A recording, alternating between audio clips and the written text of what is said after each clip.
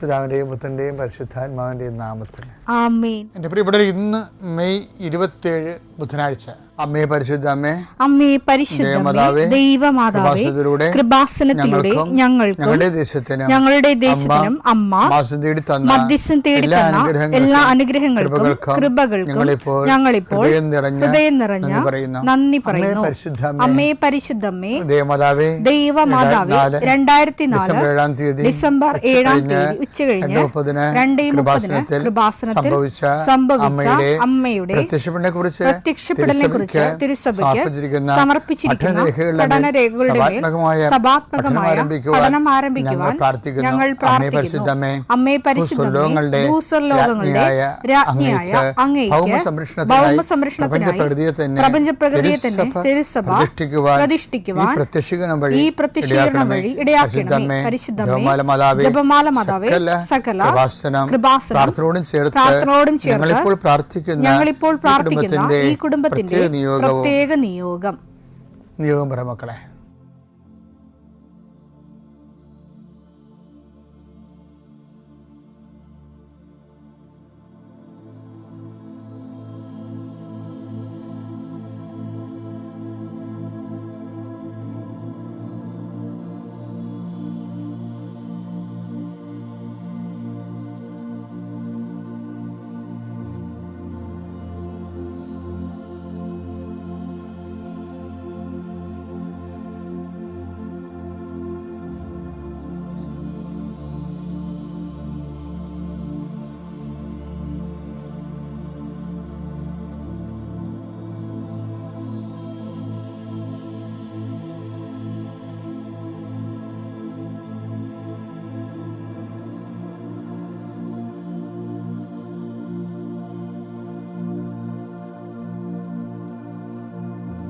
അമ്മയുടെ പ്രത്യക്ഷീകരണത്തിന്റെ ഈ അനുഗ്രഹവേളയിൽ ഞങ്ങൾക്ക് സാധിച്ചു തരുവാൻ കനിയണമേ. ആമേൻ. വിശ്വാസ പ്രമാണം. സർവശക്തനായ പിതാവും ആകാശത്തിന്റെയും ഭൂമിയുടെയും സൃഷ്ടാവുമായ ദൈവത്തിൽ ഞാൻ വിശ്വസിക്കുന്നു. അവിടുത്തെ ഏകപുത്രനും ഞങ്ങളുടെ കർത്താവുമായ ഈശോമിശിഹായിലും ഞാൻ വിശ്വസിക്കുന്നു. ഈ പുത്രൻ പരിശുദ്ധാത്മാവിനാൽ ഗർഭസ്ഥനായി കന്യകാമറിയത്തിൽ നിന്ന് പിറന്ന് പൊന്തിയോസ് പീലാത്തോസിന്റെ കാലത്ത് പീഡകൾ സഹിച്ച് കുരിശിൽ തറയ്ക്കപ്പെട്ട് മരിച്ച് അടക്കപ്പെട്ട് പാതാളങ്ങളിൽ ഇറങ്ങി മരിച്ചവരുടെ ഇടയിൽ നിന്ന് 3-ാം നാൾ ഉയർത്ത് സ്വർഗത്തിലേക്ക് എഴുന്നള്ളി സർവശക്തിയുള്ള പിതാവായ ദൈവത്തിന്റെ വലതുഭാഗത്തിരിക്കുന്നു. അവിടെ നിന്ന് ജീവിക്കുന്നവരെയും മരിച്ചവരെയും വിധിക്കുവാൻ വരുമെന്നും ഞാൻ വിശ്വസിക്കുന്നു. പരിശുദ്ധാത്മാവിലും ഞാൻ വിശ്വസിക്കുന്നു.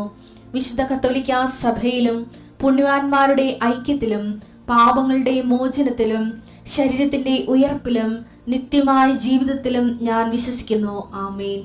സുഖസ്ഥനായ ഞങ്ങളുടെ പിതാവേ, അങ്ങയുടെ നാമം പൂജിതമാകണമേ. അങ്ങയുടെ രാജ്യം വരണമേ. അങ്ങയുടെ തിരുമനസ് സ്വർഗത്തിലെ പോലെ ഭൂമിയിലും ആകണമേ. അന്നു വേണ്ടുന്ന ആഹാരം ഇന്ന് ഞങ്ങൾക്ക് തരണമേ. ഞങ്ങളോട് തെറ്റ് ചെയ്യുന്നവരോട് ഞങ്ങൾ ക്ഷമിക്കുന്നത് പോലെ ഞങ്ങളുടെ തെറ്റുകൾ ഞങ്ങളോടും ക്ഷമിക്കണമേ. ഞങ്ങളെ പ്രലോഭനത്തിൽ ഉൾപ്പെടുത്തരുതേ, തിന്മയിൽ ഞങ്ങൾ രക്ഷിക്കണമേ. ആമേൻ. നന്മ നിറഞ്ഞ മറിയമേ, സ്വസ്തി. കർത്താവ് അങ്ങയുടെ കൂടെ സ്ത്രീകളിൽ അങ്ങ് അനുഗ്രഹിക്കപ്പെട്ടവളാകുന്നു. അങ്ങയുടെ ഉദരത്തിൻ ഫലമായി ഈശോ അനുഗ്രഹിക്കപ്പെട്ടവനാകുന്നു. പരിശുദ്ധ മറിയമേ, തമ്പുരാന്റെ അമ്മേ, പാപികളായ ഞങ്ങൾക്ക് വേണ്ടി ഇപ്പോഴും ഞങ്ങളുടെ മരണസമയത്തും തമ്പുരാനോട് അപേക്ഷിക്കണമേ. ആമേൻ. എൻ്റെ മക്കളെ, നമ്മൾ ഇന്ന് പ്രാർത്ഥിക്കുമ്പോഴേ നമുക്കറിയാലോ, ആഴ്ച 2 പ്രാവശ്യം അല്ലെങ്കിൽ നമ്മൾ ഡോക്യുമെൻ്റ് വെച്ച് പ്രാർത്ഥിക്കും. അപ്പോൾ അതുകൊണ്ട് ഈ ഡോക്യുമെൻ്റൊക്കെ എടുക്കാനുള്ള ഞാൻ സമയം തരാം നിങ്ങൾക്ക്. നിങ്ങളുടെ ഇപ്പം നീറ്റിൻ്റെ പരീക്ഷയൊക്കെ വരുന്നില്ലേ, 2 എഴുതാൻ പറഞ്ഞിരിക്കണില്ലേ. അതുപോലെ തന്നെ പല PSC പരീക്ഷ വരുന്നുണ്ട്. അതുപോലെ തന്നെ നിങ്ങളുടെ പ്രമാണങ്ങളില്ലേ, ജപ്തി നടപടികൾ, അതുപോലെ അളവുകൾ, തർക്കങ്ങൾ, വഴിത്തർക്കങ്ങൾ, അതിൻ്റെ സ്കെച്ചൊക്കെ ഉണ്ടാക്കണം മക്കളെ. വഴിത്തർക്കങ്ങളുണ്ടെങ്കിൽ അതൊക്കെ ഈ സമയത്ത് പ്രാർത്ഥനയ്ക്ക് ഈശോയ്ക്ക് കാണിക്കണം. കാര്യം ഈ പ്രാർത്ഥന ഒത്തിരി പേർക്ക്, 100 കണക്കിന് മനുഷ്യർ സാക്ഷ്യം പറയുന്നുണ്ട് ഈ പ്രാർത്ഥനയിൽ പങ്കെടുത്ത് വിടുതൽ പ്രാപിച്ചവർ. ഇപ്പോൾ എന്ത് രേഖയാണ് മക്കളിൽ ഉള്ളത്? പാസ്പോർട്ടോ, വിസയോ, റിജക്റ്റ് ചെയ്ത വിസയോ, എന്താ കയ്യിലുള്ളത്? എല്ലാ രേഖകളും എടുക്കും മക്കളെ. മിണ്ടാതെ പോയില്ല എടുക്കുക. കയ്യിൽ പേന എടുത്താലും കുഴപ്പമില്ല, പെൻസിൽ എടുത്താലും കുഴപ്പമില്ല, ഇൻസ്ട്രുമെൻ്റ് ബോക്സ് എടുത്താലും കുഴപ്പമില്ല, എന്ത് വേണമെങ്കിലും എടുക്കാം നിങ്ങൾക്ക്.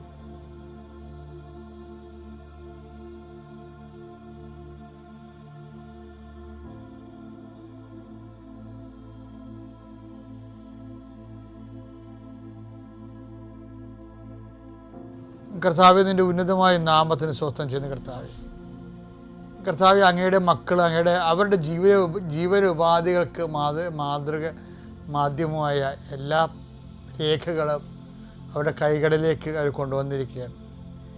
കർത്താവ്, സർട്ടിഫിക്കറ്റുകളുണ്ട്, പ്രമാണങ്ങളുണ്ട്, പാസ്പോർട്ടുണ്ട്, പല അപേക്ഷകളുണ്ട് ഈശോയെ. ചില ഹോസ്പിറ്റലുകളിലും ചില സ്ഥാപനങ്ങളിലൊക്കെ കൊടുത്തിരിക്കുന്ന അപേക്ഷകൾ, അതിന് തീരുമാനങ്ങളില്ല. വീടിന് നമ്പറിട്ട് കൊടുക്കാൻ വേണ്ടി, നമ്പർ കിട്ടാൻ വേണ്ടി വില്ലേജ് ഓഫീസിൽ കൊടുത്തിരിക്കുന്നവരുണ്ട്, പഞ്ചായത്തിൽ കൊടുത്തിരിക്കുന്നവരുണ്ട്. പക്ഷേ ഇതൊക്കെ നമ്പറിട്ട് കിട്ടിയിട്ടില്ല. അതിൻ്റെ രേഖകളുണ്ട് ഞങ്ങളുടെ കയ്യിൽ. കാര്യം കർത്താവ് അടക്കത്തില്ലെന്ന് പറയുന്ന രീതിയിൽ റീസർവേക്ക് വെച്ചിരിക്കണം എന്നൊക്കെ പറഞ്ഞുകൊണ്ട് നമ്മളെ വിഷമിപ്പിക്കുന്ന രേഖകളുണ്ട്. നിങ്ങൾ ഓരോ സ്ഥലങ്ങളിലേക്ക് വിടാനുള്ള ജോബ് ആപ്ലിക്കേഷൻസ്, ജോലിക്ക് വേണ്ടിയുള്ള അപേക്ഷാ ഫോറങ്ങളുണ്ട് ഈശോയെ. കല്യാണ സർട്ടിഫിക്കറ്റുകൾ, അതുപോലെ തന്നെ കല്യാണക്കുറികൾ. ഇന്ന ദിവസങ്ങൾ കല്യാണം ഉള്ളത് കൊണ്ട് ആ കല്യാണം നടത്താനുള്ള കുറികൾ, ആൾക്കാർക്ക് കല്യാണക്കുറികൾ ഡിസ്ട്രിബ്യൂട്ട് ചെയ്യണമെന്ന് മുമ്പുള്ള ആദ്യത്തെ കുറികൾ, അതിൻ്റെ ഡിസ്ട്രിബ്യൂട്ട് ചെയ്ത് കഴിഞ്ഞുള്ള കുറികൾ എൻ്റെ മക്കൾ കയ്യിലെടുക്കുക. ഇപ്പോൾ പരിശുദ്ധ അമ്മ അതെല്ലാം ആസ്വദിക്കാൻ വേണ്ടി ഈശോയ്ക്ക് മധ്യസ്ഥം വഹിക്കേണ്ട സമയമാണ്. നിങ്ങളുടെ ആശുപത്രി ചീട്ടുകൾ, മരുന്നിൻ്റെ കുറിപ്പടികൾ, നിങ്ങളുടെ ടിക്കറ്റുകൾ, റെയിൽവേ ടിക്കറ്റാകാം, പ്ലെയിനിൻ്റെ ടിക്കറ്റാകാം, ടിക്കറ്റുകൾ. കർത്താവെ, നിൻ്റെ ഉന്നതമായ നാമത്തിന് സ്വസ്ഥം ചെയ്യുന്നു. കർത്താവ്, മക്കളുടെ കയ്യിൽ അവർ ഉയർത്തിയിരിക്കുന്ന രേഖകൾ അവരുടെ യാത്രയാണ്, അല്ലെങ്കിൽ അവരനുഭവിക്കുന്ന ഞെരുക്കമാണ്. ഇതിൻ്റെ തടസ്സങ്ങൾ, ഇത് ആര് വരികയാണ്, ഇത് ഏത് ഓഫീസിലാണ് തടസ്സങ്ങൾ ഇരിക്കുന്നത്, ഏത് നിയമമാണ് എൻ്റെ തടസ്സമായി മാറിയിരിക്കുന്നത്. യേശുക്രിസ്തു നാമത്തിൽ ഞാനത് ബന്ധിക്കുന്നു. അമ്മയെ, പരിശുദ്ധമേ, ദേവമാതാവേ, കുഞ്ഞുങ്ങളുടെ മക്കളുടെ കയ്യിരിക്കുന്ന എല്ലാ രേഖകളും, ക്വസ്റ്റ്യൻ പേപ്പറുകൾ, ആൻസർ പേപ്പറുകൾ, പാസ്പോർട്ടുകൾ, വിസകൾ, അതുപോലെ തന്നെ സ്ഥലത്തിൻ്റെ ജപ്തി നടപടിയുടെ രേഖകൾ, പ്രമാണരേഖകൾ, പട്ടയത്തിൻ്റെ രേഖകൾ, ചിട്ടിയുടെ പേപ്പറുകൾ, കടങ്ങൾ, എന്തെല്ലാം രേഖകളാണോ അതെല്ലാം കർത്താവിൻ്റെ വിശുദ്ധമായ രക്തത്തെ തളിക്കപ്പെടട്ടെ എന്ന് പ്രാർത്ഥിക്കുന്നു. എൻ്റെ കർത്താവിൻ്റെ ഉന്നതമായ നാമത്തിൽ ആശീർവദിക്കണമേ. രോഗികളെ ആശീർവദിക്കുന്നു, ജീവിത പ്രതിസന്ധിയിലിരിക്കുന്നവരെ ആശീർവദിക്കുന്നു. തൊഴുത്തിലും അതുപോലെ ആനിമൽ ഫാമിലും കോഴി വളർത്തുന്ന സ്ഥലങ്ങളിലും പലതരത്തിലുള്ള രോഗങ്ങൾ മൂലം ജീവിതമാർഗ്ഗങ്ങൾ മുട്ടിപ്പോവുകയും മൃഗങ്ങൾ മരിക്കുകയും പ്രസവിക്കാതെ പ്രസവം മുട്ടിയിരിക്കുകയും വരുമാനമില്ലാതെ വിഷമിക്കുകയും ചെയ്യുന്ന എല്ലാ മേഖലകളും കർത്താവേ, നമ്മൾ ഉണ്ടാക്കുന്ന ഉൽപ്പന്നങ്ങൾ വിറ്റഴിക്കാൻ പറ്റാത്ത അവസ്ഥയിൽ വീട്ടിൽ കുന്നുകൂടി കിടക്കുന്നവരുണ്ട്. കുരുമുളകും ഏലവും ഉൾപ്പെടെ. അതുപോലെ പല കായ്ഫലങ്ങൾ വിൽക്കാൻ പറ്റാതെ വീട്ടിൽ കൂട്ടിയിട്ടിരിക്കുന്നവരുണ്ട്, കൂട്ടിക്കിടന്ന് നശിച്ചു പോകുന്നുണ്ട്. തർക്കപ്പുരയിടത്ത് തേങ്ങ മുളച്ച് കിടക്കുന്നവരുണ്ട്. കർത്താവേ, ആൾക്കാർക്ക് എടുക്കാൻ പറ്റാത്തത് കേസായി കിടക്കുന്നവരുണ്ട്. ഈശോയെ, അതിന് മേലെല്ലാം എസക്കേൻ്റെ താഴ്വര, അസ്ഥികളുടെ താഴ്വര എന്ന പോലെ കർത്താവിൻ്റെ ആത്മാവ് ജ്വലിച്ചുകൊണ്ട് ബന്ധങ്ങൾ അഴിഞ്ഞു മാറട്ടെ പ്രാർത്ഥിക്കുന്നു. എൻ്റെ കർത്താവിൻ്റെ ഉന്നതമായ നാമത്തിൽ, സഭയുടെ അധികാരത്തിൽ, കുരിശിൻ്റെ അടയാളത്തിൽ, ദൈവത്തിൻ്റെ ശക്തിയാൽ നീ പോകുന്ന വഴികളിൽ സഞ്ചാരി മാതാവ്, സമയത്തിൻ്റെ അധികാരി, നിനക്ക് സന്ധിപ്പ് സമാധാനം നൽകട്ടെ, സൗഖ്യം നൽകട്ടെ. നിത്യം പിതാവും പുത്രനും പരിശുദ്ധാത്മാവായ സർവ്വീശ്വരെ നീക്കുവാമേൻ.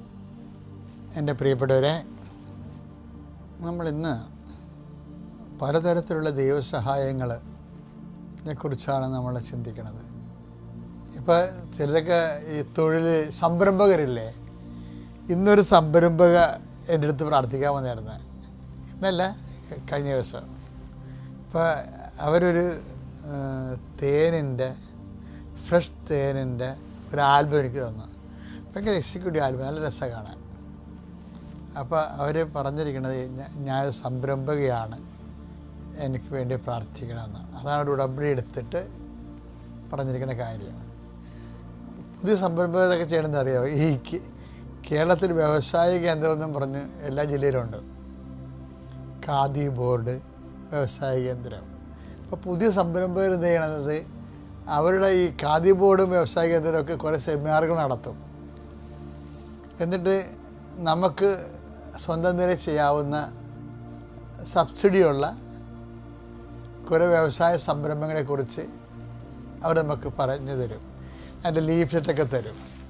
അപ്പം നമ്മൾ നോക്കണത്, ആ ലീഫ്ലെറ്റ് എടുത്തിട്ട് നമുക്ക് എന്ത് ചെയ്യാൻ പറ്റും? പന്നി വളർത്തൽ, കോഴി വളർത്തൽ, തേൻ ശേഖരണം, മെഴുകുതിരി നിർമ്മാണം, അങ്ങനെ കുറേ സാധനം. ഏതിനാണ് സബ്സിഡി ഉള്ളത്, ഏതാണ് നമ്മുടെ സഹകരണം ചെയ്യാൻ പറ്റണമെന്ന് നോക്കും. അപ്പോൾ അങ്ങനെയാണ് ആൾക്കാർ ഓരോ വ്യവസായമൊക്കെ തുടങ്ങണതേ സ്വന്തമായിട്ട്, പിന്നെ ഡെവലപ്പ് ചെയ്ത് വരുന്നതാണ്. അപ്പോൾ ഈ സംരംഭകർ ചെയ്യേണ്ടത് ഒരു വിഷയം എന്ന് വെച്ചാൽ, ബൈബിളിലും തിരയണത് വാസ്തവത്തിൽ നമ്മളിതാണ്.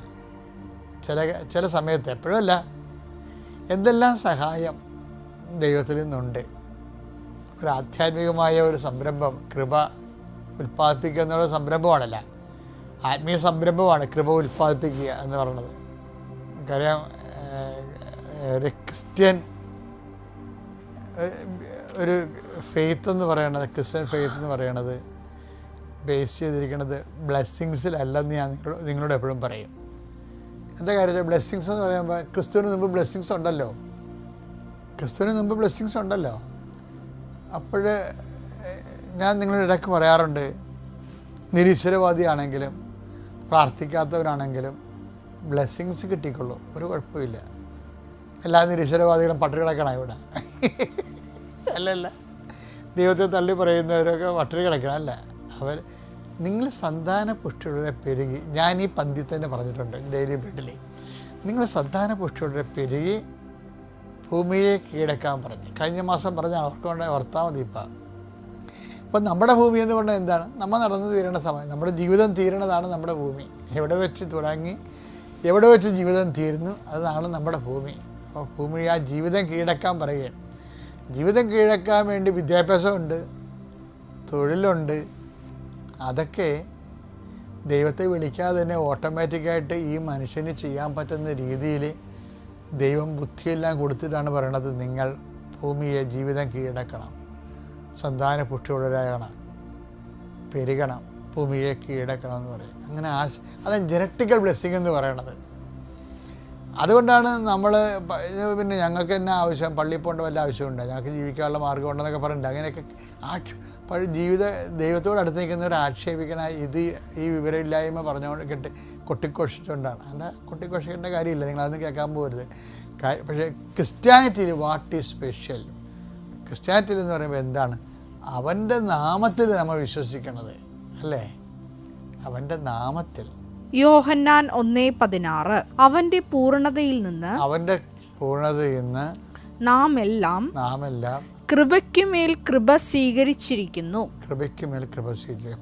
ഇനി അവന്റെ നാമത്തിൽ വിശ്വസിക്കുന്നവർ 1:12 തന്നെ സ്വീകരിച്ചവർക്കെല്ലാം തന്റെ നാമത്തിൽ വിശ്വസിക്കുന്നവർക്കെല്ലാം ദൈവമക്കളാകാൻ അവൻ കഴിവ് നൽകി. ദൈവമക്കളാകാനുള്ള ഒരു അടിസ്ഥാന സ്റ്റാറ്റസ് കിട്ടിക്കഴിഞ്ഞാൽ പിന്നെ ഉള്ളത് എന്താണ്? കൃപയ്ക്കുമേൽ കൃപയാണ്. ക്രിസ്ത്യാനിറ്റിയിൽ നമ്മൾ ഉന്നം വെക്കുന്നത് ദൈവമക്കൾ. ഇപ്പോൾ ജ്ഞാനസ്ഥാനത്തോടെ ദൈവമക്കളാകാനുള്ള കഴിവ് നമുക്ക് കിട്ടും. പിന്നെ എന്താണ്? ജ്ഞാനസ്ഥാനം കൊണ്ട് നിൽക്കണില്ല, നമ്മുടെ ജീവിത വിഷയങ്ങളെ, ജീവിത പ്രശ്നങ്ങളെ വിശ്വാസബദ്ധമായിട്ട് ഈ പ്രസരണ നഷ്ടമില്ലാതെ ഏകാഗ്രതയോടുകൂടി ദൈവത്തെ ഫോളോ ചെയ്ത് പോകുന്നവർക്കാണ് കൃപയ്ക്ക് മേൽകൃപയെന്ന് പറയുന്നത്. കൃപയെന്ന് മാത്രം പറഞ്ഞാൽ മതി. മേൽകൃപയെന്ന് പറയുന്നത് അക്വയർഡ് ഗ്രേസാണ്, ആർജിത കൃപ. ദൈവം ഒരു പ്രൊജക്റ്റ് തരുമ്പോൾ ആ പ്രോജക്റ്റ് വെച്ചിട്ട് ഓട്ടിസമൊക്കെ ഉള്ള കുഞ്ഞുങ്ങളല്ലേ, ഇന്ന് കഴിഞ്ഞ ദിവസങ്ങളിൽ ഞാൻ എത്ര കുഞ്ഞുങ്ങൾക്ക് വേണ്ടി പ്രാർത്ഥിച്ചത്. അയ്യോ, കുഞ്ഞുങ്ങൾ അത്താരെ വരും, അവർ പരക്കം പാഞ്ഞ് ഭ്രാന്തി പിടിച്ച് ഓടും. അവിടെ പുറകെ അപ്പനോടും, അപ്പനെ ഓടിക്കൊണ്ടുവരുമ്പോൾ അവർ കിടന്ന് കാറും.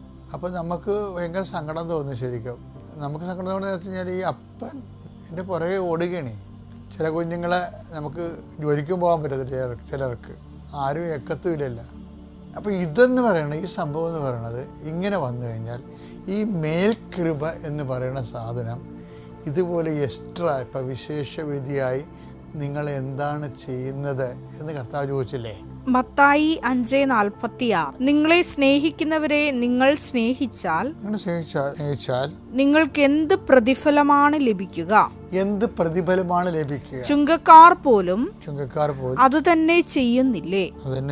സഹോദരങ്ങളെ മാത്രമേ നിങ്ങൾ അഭിവാദനം ചെയ്യുന്നുള്ളൂവെങ്കിൽ വിശേഷവിധിയായി എന്താണ് നിങ്ങൾ ചെയ്യുന്നത്? വിശേഷവിധിയായി എന്താണ് നിങ്ങൾ ചെയ്യുന്നത്? ഇപ്പൊ ദൈവത്തിന്റെ മനസ്സിരിപ്പ് എന്താണ്? നമ്മൾ കോമൺ ആയിട്ട് ആൾക്കാർ ചെയ്യുന്നതിനേക്കാൾ വിശേഷവിധിയായി ചെയ്യേണ്ടി വരും. അവിടെയാണ് ഈ ഗ്രേസ് അപ്പോൺ ഗ്രേസ്, കൃപയ്ക്ക് മേൽ കൃപ. അപ്പം വിശേഷവിധിയായി നമ്മൾ ചെയ്യുന്നതിനാണ് ഈ ആർജിത കൃപ കിട്ടണത്, മേൽകൃപ കിട്ടണത്. അപ്പം വിശേഷവിധിയായി നമ്മൾ ചെയ്യണമെന്നില്ല, നമ്മുടെ ജീവിതത്തിൽ സംഭവിച്ചാൽ മതി. ഇപ്പം എൻ്റെ അനിയൻ്റെ മകന് ഓട്ടിസം ഇല്ല, പെങ്ങളുടെ മകൾക്ക് ഓട്ടിസം ഇല്ല, പക്ഷേ എൻ്റെ മകന് ഓട്ടിസം ഉണ്ട്. അപ്പം നമ്മൾ ഭാര്യയോട് പറയും, നീ കൊണ്ടുവന്ന അടി നീ കൊണ്ടുവന്നതാണ്. അങ്ങനെ പരസ്പരം പഴിയാനോ കുറ്റപ്പെടുത്തുന്ന ഒരു കാര്യമില്ല. അതുകൊണ്ട് ഈ ഇരുട്ട് കൊണ്ട് ജീവിതത്തിൻ്റെ ദൂരം അടക്കാൻ പറ്റത്തില്ല. മറിച്ച് അത് നമ്മൾ കർത്താവിൻ്റെ നാമത്തിൽ എടുക്കുമ്പോൾ വിശേഷവിധിയായി നീ എന്താണ് ചെയ്യുന്നത്, വിശേഷവിധിയായി നീ എന്താണ് സഹിക്കുന്നത്. അപ്പം നിനക്ക് ഉത്തരവായി. ഓരോ ഓട്ടിസം രോഗികളും അതുപോലെയുള്ള ഇപ്പം അപ്പനോ അമ്മയോ ആരെങ്കിലും എക്സ്ട്രാ നിനക്ക് സഹനം വരണയെല്ലാം കൃപയുടെ വാതിലാണ്. അപ്പം നിങ്ങൾ ചോദിക്കും, ഈ കൃപ എന്തിനാ, എനിക്ക് വെട്ടിപ്പുഴുക്ക് തിന്നാനാണെന്ന് വിചാരിക്കുക.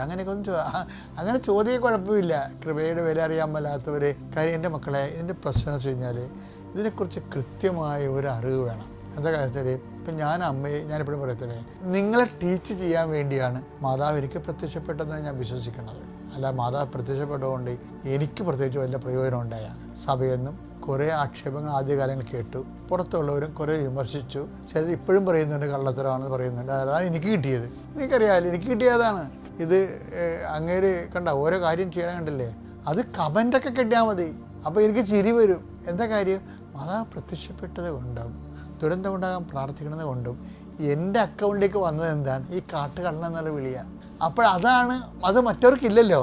അതാണ് എനിക്ക് വിശേഷവിധിയായിട്ടുള്ളത്.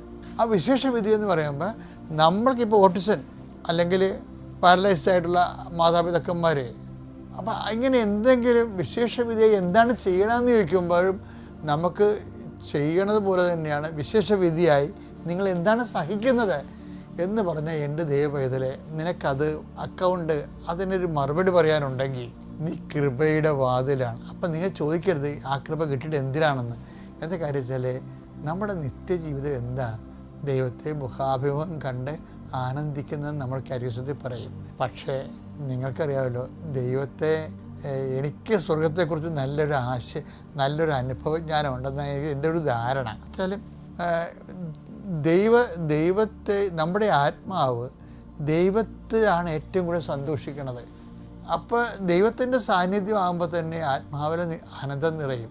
ആനന്ദത്തിൻ്റെ ഒരു ഗ്രഡേഷൻ ഉണ്ടല്ലോ, നിത്യാനന്ദം എന്ന് പറയാം അതിന്. വെച്ചാൽ അതൊരിക്കലും അസ്തമിക്കത്തില്ല. ഞാൻ നിനക്ക് നൽകുന്ന സന്തോഷം ആരും നിങ്ങൾ എടുത്തു കളയത്തില്ലെന്നാണ് പറയണത്. എടുത്തു കളയാത്ത സന്തോഷം. അപ്പം അതിന് വേണ്ടിയുള്ള പക്ഷെ അത് പേയ്മെൻ്റാണത് ഭയങ്കര. കാരണം ക്രിസ്തു അത് നേടിയെടുത്തത് കൊടകോര സഹനങ്ങളിലൂടെയല്ലേ. അവൻ വില കൊടുത്തെന്നൊക്കെ പറയണത്. അപ്പോൾ അവൻ നേടിയെടുത്ത ഒരു ആത്മാവിൻ്റെ അനന്ത സാധ്യതയിലേക്ക് നമുക്ക് അവകാശം കിട്ടുന്നതിന് വേണ്ടി വിശേഷവിധിയായി നീ എന്താണ് സഹിക്കുന്നത്? ഇപ്പോൾ ഒരു കാത്തലിക്കിന് വാസ്തവത്തിൽ ഇങ്ങനെയുള്ള വിഷയങ്ങൾക്ക് കൃത്യമായ രീതിയിലുള്ള വ്യക്തമായ മറുപടികളും ഉത്തരങ്ങളും ഉണ്ട്. പക്ഷെ നിങ്ങൾക്കറിയാം, ഇതൊക്കെ വരുമ്പോൾ പറയാൻ എളുപ്പവും കേൾക്കുമ്പോൾ മനസ്സിലാക്കുകയും ചെയ്യുമെങ്കിലും അനുഭവിക്കുമ്പോൾ അപ്പോൾ തണുപ്പ് വന്നപ്പോൾ ചില ആൾക്കാർ ഇവിടുന്ന് മൂന്നാറ് പോയായിരുന്നു. കഴിഞ്ഞ ഒരു 3-4 മാസം മുമ്പ് മൂന്നാറ് മഞ്ഞ് പെയ്തെന്നും പറഞ്ഞു പോയി. ഇനി സ്വിറ്റ്സർലൻഡ് ഇവിടെയാണെന്ന് പറഞ്ഞുകൊണ്ട് ആൾക്കാർ, നമ്മുടെ ചെറുപ്പക്കാരൊക്കെ വണ്ടി എടുത്ത് മൂന്നാറിൽ പോയി. അവർ മഞ്ഞ് വീടൊക്കെ കണ്ട് കാലാവസ്ഥയ്ക്ക് ഭയങ്കര, ഇപ്പോൾ ക്ലൈമറ്റ് ചേഞ്ച് ഭയങ്കരമാണല്ല. പക്ഷേ യഥാർത്ഥ മഞ്ഞ് വീണ കണ്ട നമ്മൾ പുറത്തിറക്കത്തില്ല. -4, -5, -8 എന്നൊക്കെ പറയുമ്പോൾ നമ്മുടെ കാര്യത്തോട് തീരുമാനമാകുകയാണ് ശരിക്കും പറഞ്ഞത്. അപ്പോൾ സഹനമെന്നൊക്കെ പറയാൻ എളുപ്പമാണ്. അപ്പോൾ യഥാർത്ഥ സഹനം വരുമ്പോൾ ഇതുപോലുള്ള പ്രശ്നങ്ങൾ നമുക്ക് താങ്ങാൻ പറ്റാതെ വരും. ഇതുകൊണ്ടാണ് ഇതിന് ഗ്രേസ് വേണമെന്ന് പറയണത്. മനസ്സിലായ? ആ ഒരു സാഹചര്യത്തെ നീ അഗ്നിയിലൂടെ നടക്കും, അഗ്നി നിന്നെ വിഴുങ്ങത്തില്ല എന്ന് പറയുമ്പോൾ നീ വെള്ളത്തിലൂടെ പോകും, വെള്ളം നിന്നെ മുക്കിക്കളയത്തില്ല എന്ന് പറയുന്നതിനാണ് കൃപ എന്ന് പറയുന്നത്. ഒരു സാഹചര്യത്തിലൂടെ പോകുന്നു, പക്ഷേ അതിൻ്റെ ആവിയും പുകയും തീയും പൊള്ളലും അനുഭവിക്കാതെ ആ ഒരു അധ്യായം നമ്മൾ ജീവിച്ചു തീർക്കുകയാണ്. അപ്പോൾ ഈ എന്തെങ്കിലും ഈ വിശിഷ്യ സഹനങ്ങളിരിക്കുന്ന ആൾക്കാർ എപ്പോഴും കൃപയെക്കുറിച്ചും നിങ്ങൾക്ക് വിശേഷവിധിയായ കൃപയുമുണ്ട്, അത് മേൽകൃപ എന്ന് പറയണത്. അപ്പം അതിനുവേണ്ടി നിങ്ങൾ ഈ വിഷയം വളരെ ദൈവികമായിട്ട് എടുക്കണം. ദൈവികമായിട്ട് എടുക്കുമ്പോൾ ദൈവം നിങ്ങൾക്ക് അത് അതിജീവിക്കാനുള്ള കൃപ തരും. കാര്യം ദൈവത്തെ ഞാൻ അടുത്ത ദിവസങ്ങൾ അത് നന്നായിട്ട് പറഞ്ഞു തരാം. ചില കാര്യങ്ങൾക്ക് നമ്മൾ എടുക്കേണ്ട തീരുമാനം. അപ്പോൾ നാളെ ശ്രദ്ധിക്കണേ. പിതാവിൻ്റെയും പുത്രൻ്റെയും പരിശുദ്ധാത്മാവിൻ്റെയും നാമത്തിൽ.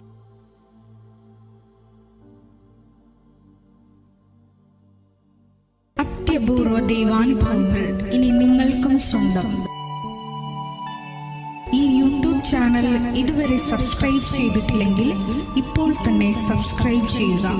ഈ വീഡിയോ ഇപ്പോൾ തന്നെ നിങ്ങളുടെ സുഹൃത്തുക്കൾക്ക് ഷെയർ ചെയ്തുകൊണ്ട് കർത്താവിൻ്റെ പ്രേക്ഷിതരാകുക.